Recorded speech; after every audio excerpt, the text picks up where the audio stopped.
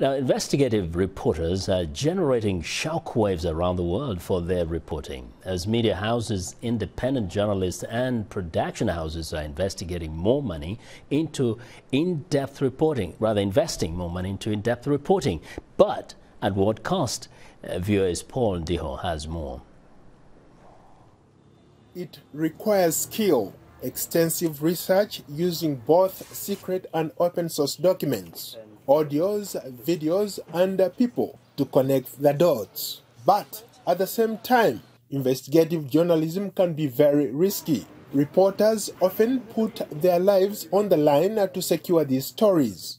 An investigative documentary, The Profiteers, done by Kenyan-based journalist John Allan Namu and produced by Africa Uncensored, reportedly exposed Kenyan banks, government and military officials in a South Sudanese money laundering scheme. Earlier this month, protesters marched in Nairobi to demand that Kenyan authorities freeze assets of alleged corrupt South Sudanese leaders.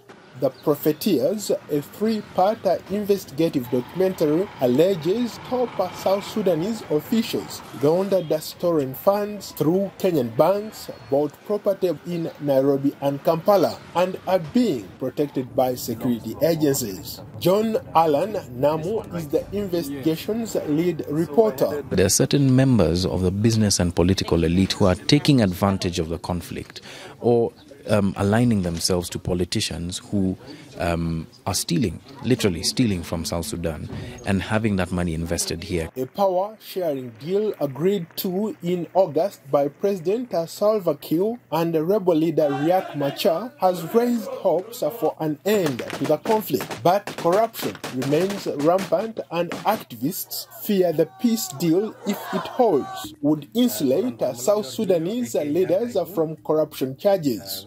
Earlier this year, the Voice of America launched an investigation into the finances and premises made about one of Kenya's most significant public works projects ever, the Standard Gauge Railway (SGR).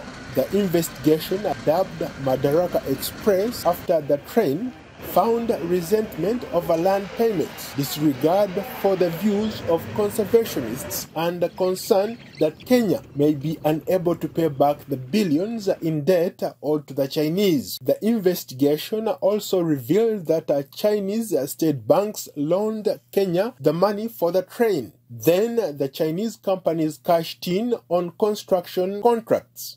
There are also complaints that the Chinese kept the best-paying jobs for themselves and mistreated Kenyans in low-skilled positions. VOA also found out that the Chinese used cheap materials to build concrete and wire fencing to keep animals off the train tracks.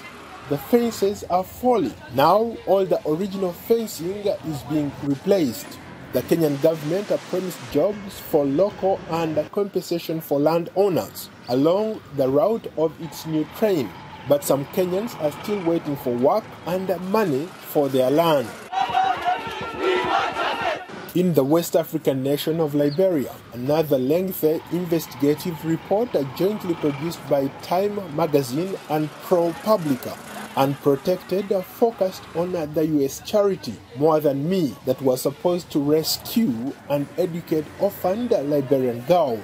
Instead, one of its co-founders allegedly repeatedly raped and abused multiple girls he was supposed to protect. Macintosh Johnson eventually was charged with assaulting girls as young as 11 years old. His trial ended in a hung jury and he died of AIDS in early 2016. But the investigation exposes how child care leaders failed to prevent Johnson from exploiting the girls despite repeated red flags.